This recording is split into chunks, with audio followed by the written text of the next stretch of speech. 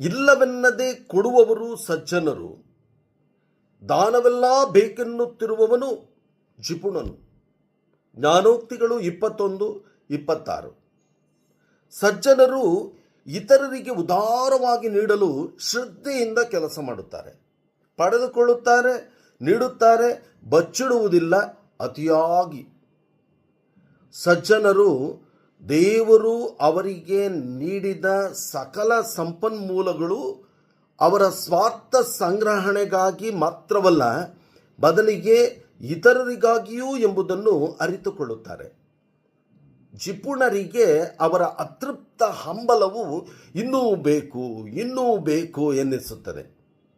ಸಜ್ಜನರು ನೀಡುವ ದಾನವೆಲ್ಲ ಬೇಕು ಎನ್ನುವಂತಹ ಮನೋಭಾವ ಕಾರಣ ಸಾಕು ಎನ್ನುವ ತೃಪ್ತಿಯೂ ಹಂಚಿ ಬಾಳುವ ಅಭ್ಯಾಸವೂ ಇಲ್ಲವಲ್ಲ. ಕೇವಲ ಪಡೆದುಕೊಳ್ಳುವ ಜಿಪುಣನಿಗಿಂತ ತನಗಿಟ್ಟುಕೊಂಡು ಹಂಚಿಕೊಳ್ಳುವ, ನೀಡುವ ಸಜ್ಜನನಾಗಿ ಬಾಳುವುದು ಒಳಿತಲ್ಲವೇ?